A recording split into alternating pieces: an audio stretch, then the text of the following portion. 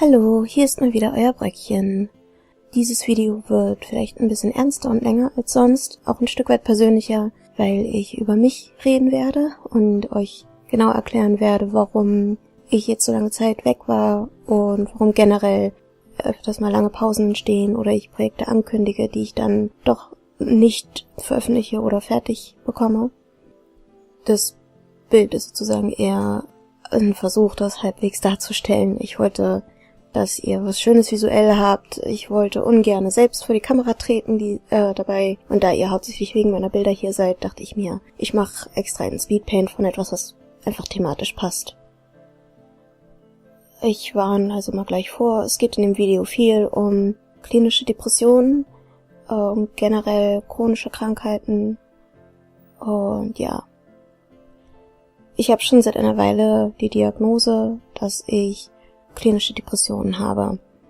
Ich glaube Ende 2012 oder so habe ich die Diagnose bekommen.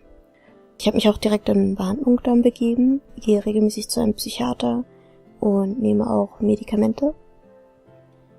Und abgesehen davon habe ich aber auch eigentlich das Gefühl gehabt am Anfang, dass ich mich halbwegs wieder ein Stück weit davon erholen konnte. Vor allem, weil ich habe einen Mappenkurs in einer Kunstschule gefunden, relativ kurz nachdem die Diagnose und der Beginn meiner Behandlung kam. Und war dort für etwa 4 Monate in diesem Mappenkurs, der so aufgebaut war, quasi wie ein Schnupperstudium. Und ich war in der Zeit so glücklich und so stabil, wie ich es zu dem Zeitpunkt seit Jahren nicht mehr gewesen war. Ich habe einfach richtiges Glück wieder gespürt. Also habe ich mir zum Ziel genommen, dass ich auf diese Schule komme. Und ich musste ganz schön viel dafür schaffen. Also ich musste viel Papierkram ausfüllen. Ich habe mich in einem bestimmten Programm der Agentur der Arbeit eingeschrieben, musste dort erstmal ein sogenanntes berufliches Training durchmachen und mehrere Tests, ob ich für bestimmte Arbeiten überhaupt geeignet bin. Und ich musste mich an vielen Stellen auch leider sehr stur stellen und den Leuten immer wieder klar machen, dass ich definitiv in den illustrativen Bereich gehöre, dass ich definitiv nicht Einzelhandelsverkaufsfrau oder irgendwas mit, oh Gott, was wollten sie mir da noch gleich überhelfen? Jesus, es war irgendwas Verwaltungswesenmäßiges, was Mathematisches, Buchführung und dergleichen. Da gibt es anscheinend, oder gab es zu dem Zeitpunkt viele Jobs, die offen waren, aber ich habe bei dem Eignungstest am allerbesten künstlerischen Bereich abgeschnitten. Zur Erklärung, wir wurden quasi benotet. Und ich habe in fast allen Sachen, also gerade so Deutsch, Englisch, Künstlerisches, habe ich immer Einsen gehabt. Ich glaube, das schlimmste andere war eine 2. Und in dem mathematischen Bereich habe ich eine glatte 5 gekriegt. Von daher habe ich das vehement abgelehnt. Nach guten 3 Jahren habe ich es dann endlich geschafft, einen sogenannten Bildungsgutschein zu bekommen und eben mein Studium bzw. eine Umschulung in dieser Schule anzufangen. Und das war absolut traumhaft. Und die ersten Monate ging es mir unglaublich gut.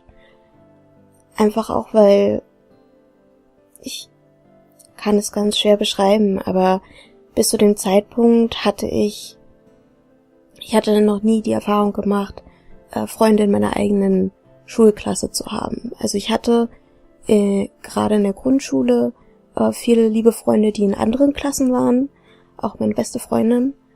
In meiner Hochschule, also auf dem Gymnasium, hatte ich auch ein paar Freunde aus anderen Klassen, wir waren dann zum Ende hin eine richtige kleine Clique.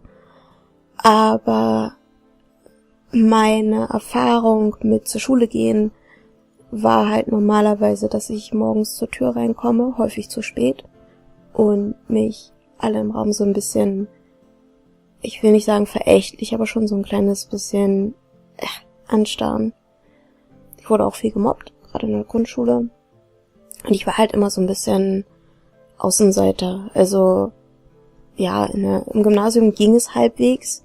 Ich habe später ein bisschen mitbekommen, dass hinter meinem Rücken da eine Menge stattfand. Aber es war halt ich war nie das beliebte Kind oder so. Und ich habe immer Probleme damit gehabt, Anschluss zu finden. Und an dieser Kunstschule ist es so, dass, wenn ich eine Weile nicht da bin, meine Mitschüler umarmen mich zur Begrüßung. Sie freuen sich, dass ich da bin. Die Lehrer kennen mich und freuen sich, dass ich da bin. Ich war noch nie an einer Schule, wo einfach alle Menschen so gut zu mir waren. Und auch wenn es Ausfälle wegen meiner Krankheit, wegen der Depression gab, oder ich generell krank geworden bin, oder ich ein Projekt nicht rechtzeitig fertig bekommen habe oder was auch immer, mir wurde nur mit Verständnis und Güte begegnet. Und ich liebe diesen Unterricht absolut. Einer der Gründe, weshalb also die letzten Jahre so ein bisschen meine Aktivität da auch stagniert ist, war unter anderem eben auch, dass ich an der Schule war und die Schule meine höchste Priorität wurde. Ich wollte unbedingt meine Lehrer beeindrucken. Ich wollte unbedingt lernen, einfach, und wachsen. Es war definitiv eine Herausforderung, dann zu schauen, wie ich das mit meinen Social-Media-Profilen auf die Reihe kriege. Denn, und das wurde mir auch von der Schule positiv bestätigt, Social Media gehören nun mal für einen Künstler ganz stark dazu, überhaupt Anschluss zu finden in der Branche. Ja, am Anfang war also alles wirklich einfach nur schön. Und dann kamen irgendwann diese Ausfälle. Am Anfang hatte ich nur Probleme, rechtzeitig aus dem Haus zu kommen und habe mich immer häufiger verspätet, was für mich ein absoluter Albtraum ist. Das ist mir schon am Gymnasium dauernd passiert und es fühlt sich einfach schrecklich an. Und dann irgendwann kamen die Tage, an denen ich gar nicht mehr aufstehen konnte. Und ich wusste nicht warum. Ich konnte nicht aufstehen, ich konnte das Haus nicht verlassen. Ich konnte gar nichts machen. Am Anfang waren das ein paar einzelne Tage und man kam irgendwie trotzdem durch oder drüber hinweg und dann wurden es aber immer mehr und immer mehr. Dann gab es ganze Wochen, in denen ich nicht mehr aufstehen konnte. Entschuldigung. Das Traurigste ist, dass, wenn ich es tatsächlich zur Schule schaffen konnte, wenn ich tatsächlich hingegangen bin, dann ging es mir dort so viel besser, weil dort so viele Menschen sind, die so gut zu mir sind, weil ich dort den ganzen Tag das mache, was mir gut tut. Und auch, weil ich dann nach Hause komme und richtig spüre, ich habe heute was gemacht, ich bin heute ein bisschen gewachsen. Und das ist mir wahnsinnig wichtig. Gerade mit der Depression, dass ich nicht stagniere, dass ich nicht stehen bleibe, sondern dass ich wachse und mich bewege. Irgendwann hat es einen Punkt erreicht, wo ich einfach nicht mehr mit der Schule mithalten konnte. Und das war mehr oder minder der Punkt, wo ich mir gesagt habe, ich muss jetzt unbedingt was machen. Hat schon angefangen letzten Sommer, wenn nicht sogar schon ein bisschen früher. Meine Psychiaterin und ich haben erst versucht, ambulant meine Medikamente umzustellen. Und dann, als das nicht funktioniert hat, habe ich mich in die offene Psychiatrie einweisen lassen. Ich war also dann eine Weile auf einer psychiatrischen Station, um dort behandelt zu werden und meine Medikamente neu eingestellt zu bekommen. Dort habe ich auch die ersten Therapieerfahrungen, Gesprächstherapie nach langer Zeit wieder bekommen. Und mir wurde auch ans Herz gelegt, das weiterzumachen. Ich bin auch gerade dabei, einen neuen Therapeuten zu finden. Und ich habe trotzdem, als ich die Psychiatrie verlassen habe und neu eingestellt war, trotzdem bemerkt, dass diese Blockaden noch lange nicht weg waren. Also habe ich weitergesucht und suche auch jetzt immer noch ein Stück weit weiter. Eine wirklich wundervolle Person, die ich da getroffen habe, meine Zimmernachbarin Steffi, hat mir den Tipp gegeben, zum Endokrinologen zu gehen und auch auf meine Gewohnheiten und mein Schlafverhalten schauen zu lassen. Es ist wohl sehr möglich, dass ich zum einen Schlafapnoe habe. Ich habe deswegen im Sommer, also ich glaube Juni oder Juli, ich muss nachher nochmal auf den Arztbrief gucken, einen Termin in einem Schlaflabor. Und ich habe auch den Gang zum Endokrinologen angetreten. Bei der Endokrinologin ist nach einem größeren Blutbild rausgekommen, dass ich zum einen einen sehr starken Vitamin D3-Mangel habe. Das ist das Vitamin, das man nur produziert, wenn man Sonnenlicht abbekommt. Mit einem schwachen Mangel habe ich tatsächlich gerechnet, aber mein Mangel war extrem. Ich habe irgendwie, ich glaube, 15% von dem geringsten akzeptablen Wert im Blut, wovon auch die Endokrinologin meinte, das ist nicht nur durch Stubenhocken, das hat sie noch nicht gesehen. Ich bekomme also inzwischen Vitamin D3 und außerdem wurde festgestellt, dass ich eine Insulinresistenz habe. Insulinresistenz ist noch nicht Diabetes oder so, aber es ist eine mögliche Vorstufe davon, vor allem wenn es unbehandelt bleibt. Bei mir ist es wahrscheinlich genetisch veranlagt und wurde gemeinsam mit einem ebenfalls genetisch mit veranlagten Süßmaul einfach auf Dauer verstärkt. Ich bekomme jetzt auch Medikation dagegen und stelle meine Ernährung gerade um, aber für mich war das erstmal schon ein kleiner Schock. Es ist sehr wahrscheinlich, dass beide diese Elemente gemeinsam mit Stress dafür gesorgt haben, dass meine Depression sich jetzt stark verschlimmert hat und dass ich auch manchmal einfach überhaupt keine Energie habe. Insulinresistenz bedeutet halt, dass mein Körper, wenn meine Bauchspeicheldrüse Insulin ausschüttet, dass mein Körper dann nicht mehr so darauf reagiert wie gesunde Zellen. Also im Prinzip sagt er sich, ja, du machst es ja dauernd, ist egal, und nimmt es nicht so richtig ernst, weshalb die Bauchspeicheldrüse versucht dagegen anzugehen, indem sie immer mehr Insulin ausschüttet, damit der Körper die gleiche Reaktion hat.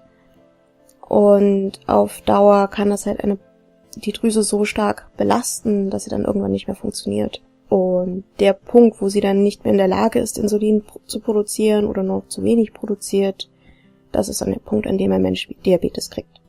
Und die Tatsache, dass das Insulin schon nicht mehr so richtig gewirkt hat, wird mit Sicherheit eine große Rolle auch darin gespielt haben, dass ich keine Energie mehr hatte, denn normalerweise ist diese Aufnahme von Zucker in den Zellen Energiezufuhr. Das ist einer der Gründe, weshalb wir aus Zucker Energie ziehen können, was eben bedeutet, dass diese Anfälle von unglaublicher Schwere und Erschöpfung vielleicht damit zusammengehangen haben. Auf jeden Fall hat das Vitamin D3 eine Rolle gespielt und ich hoffe, dass jetzt, wo ich es regelmäßig nehme, sich das langsam verbessern wird. Aber ja, jetzt sitze ich erstmal auf diesen ganzen Fakten. Ich hatte im Krankenhaus, wo ich etwas über einen Monat, vielleicht 1,5 Monate war, leider keinen Zugriff aufs Internet, generell nicht. Und davor, wie gesagt, und auch in der Zeit seitdem, hatte ich überwiegend noch mit dieser starken Blockade zu tun. Und diese Blockade wirkt sich leider auch auf meine Fähigkeit aus, zu zeichnen und Videos zu produzieren. Also, egal was ich machen möchte, ich habe keine Energie dazu. Und ich kann auch seltener Freude empfinden oder Stolz. Ich habe schon immer ein Problem zum Beispiel mit der Ordnung meines Zimmers gehabt. Und vor ein paar Wochen hatte ich tatsächlich mal einen Tag, wo eigentlich ging es mir den ganzen Tag über schlecht. Und ich habe mir dann gesagt, okay, ich muss mich da irgendwie mit was Aktivem rausholen und habe dann aufgeräumt. Und ich kann euch nicht beschreiben, wie schlecht ich mich danach gefühlt habe. Was total albern ist. Ich habe Platz geschaffen, ich habe etwas Gutes gemacht, aber ich habe mich gefühlt, als ob ich etwas völlig schrecklich, abgrundtief Schlimmes getan hätte. Und so ist es mit vielen Sachen. Ich muss mich im Moment häufig richtig dazu zwingen, zu zeichnen. Und wenn ich es dann mache, wenn ich es schaffe, geht es mir meistens danach ganz gut und ich komme dann auch schnell wieder in so ein Gefühl rein von wegen, ja, ich möchte weiterzeichnen, noch irgendwas Kleines. Es fällt mir allerdings sehr schwer, Studien zu machen oder zu lernen im Moment. was nicht gut dafür ist, dass ich mich weiterentwickle. Ich bin im Moment sehr häufig auf der Ebene, wo ich mich am wohlsten und sichersten fühle, und das ist definitiv auf Dauer nicht gut, und es nervt mich auch, wenn ich auf meine DeviantArt-Galerie zum Beispiel gucke und sehe, dass irgendwie die letzten zig Sachen alles irgendwelche Charakterdesigns oder Charaktere ohne Hintergrund sind. Ich habe auch schon vorher ADS gehabt, also Aufmerksamkeitsdefizitsyndrom, was sich sehr schön gegenseitig mit Depressionen hochschaukelt und da einfach eine beschissene Mischung erschafft. Ja, auch dagegen werde ich behandelt, tatsächlich schon seit ich 12 bin. Aber ADS ist halt keine heilbare Krankheit oder so. Wenn man tatsächlich ADS hat, hat man das ein Leben lang. Man kann lernen, damit umzugehen und dafür zu kompensieren, aber man wird es niemals nicht haben. Das heißt, ständige Überforderung ist halt auch immer ein Programm. Und das alles zusammen und auch die Tatsache, dass ich halt stärker auf ärztliche Hilfe konzentriert war, hat stark dazu beigetragen, dass ich nicht viel gemacht habe für eine ganze Weile. Ich habe ein großes Projekt im Moment, an dem ich versuche dran zu bleiben. Das ist eine sogenannte Closed Species. Ich erzähle darüber vielleicht mehr ein anderes Mal.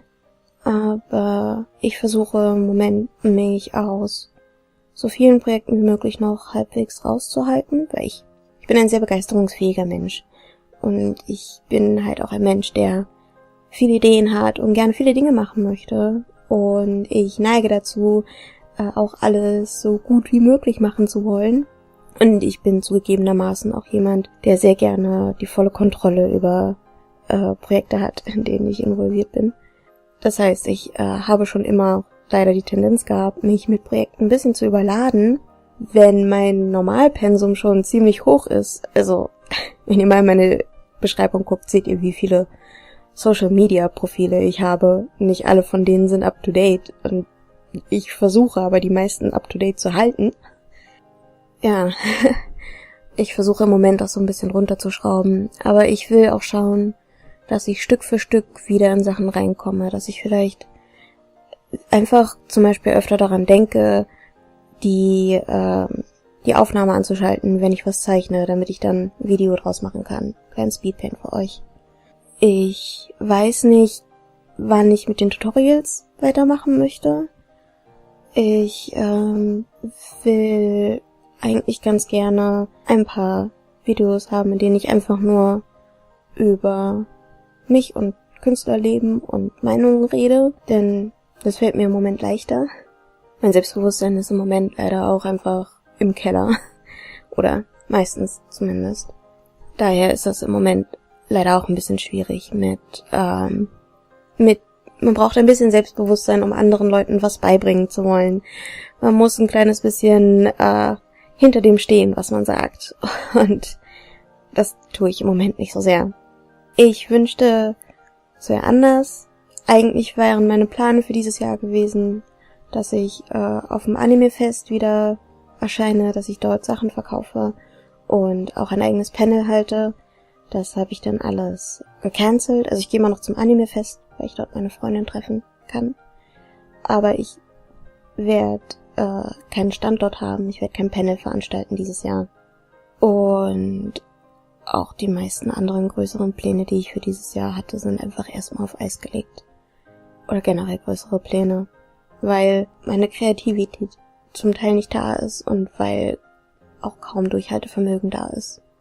Ich möchte euch an dieser Stelle auch mal sagen, dass ich unglaublich dankbar dafür bin, dass ihr hier seid.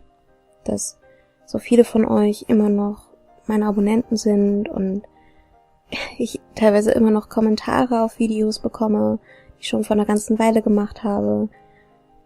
Das ist definitiv was mir auch hilft.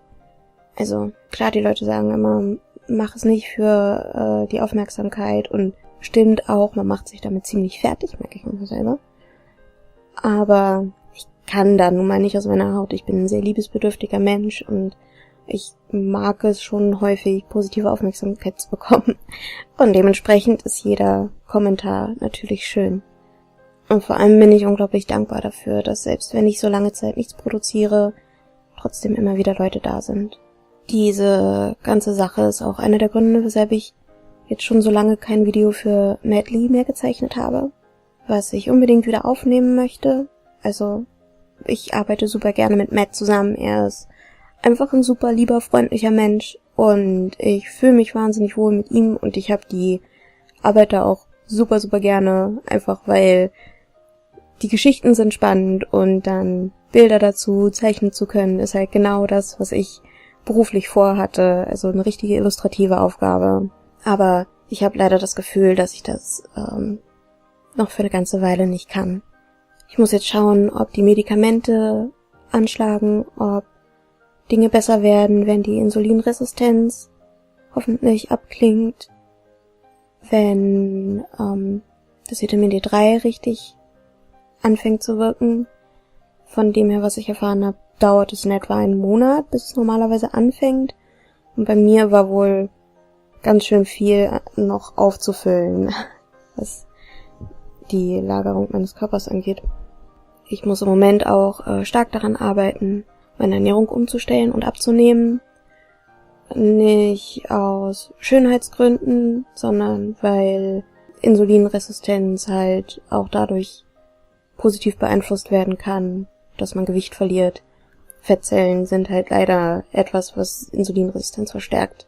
Das ist übrigens auch eine Sache, mit der ich weiß, ich werde damit ziemlich zu kämpfen haben, weil mein Gewicht schon immer so ein Streitpunkt ist. Ich bin ziemlich dick, aber ich hatte mich gerade damit angefreundet sozusagen. Ich hatte gerade einen Punkt gefunden, wo ich mir gesagt habe, okay, dieses Gewicht gefällt mir, ich versuche mein Gewicht zu halten und es geht mir mit meinem Körper halbwegs gut. Und nun muss ich meinen Körper stark verändern, um mich gesundheitlich wieder zu erholen. Das wird nicht einfach. Ja, also werde ich mich dieses Mal nicht in Versprechungen stürzen, dass demnächst wieder mehr Videos kommen oder ein regelmäßiger Sketchshow. Ich habe definitiv nicht aufgehört, Videos zu machen. Ich werde auch nicht aufhören, Tutorials zu machen. Ich weiß, dass die besonders wertvoll sind. Ich habe einfach im Moment nur nicht das Selbstbewusstsein dazu. Und es ist auch so, als ob ich es nicht mehr schaffe, in diesen Headspace zu kommen, also in diesen Modus zu schalten, in dem ich wie an der Schnur gezogen sauber erklären kann, wie etwas funktioniert und es gleichzeitig demonstrieren kann. Ich weiß nicht, wann mir das verloren gegangen ist, aber ich hoffe, dass ich es bald wiederfinde, denn ich habe auch an der Kunstschule so viele kleine Sachen gelernt, so viele Tricks und Kniffe und wertvolles Wissen über Farben und Gestaltung, dass ich es einfach super gerne an euch weitergeben würde. Aber wie gesagt, das steht jetzt im Moment noch in den Sternen. Ich will mich da auf nichts festlegen. Ich will dieses Mal nicht sagen, dann bin ich wieder da. Denn die letzten Male ist dann jedes Mal aus dann und dann irgendein blöder Zusammenbruch oder irgendein dummes Missgeschick geworden. Und ich hoffe einfach, dass stattdessen meine Taten dazu führen, dass es besser wird. Dankeschön dafür, dass ihr euch das angehört habt. Und ich hoffe wirklich, ihr bleibt mir erhalten. Bis dann, euer Bröckchen.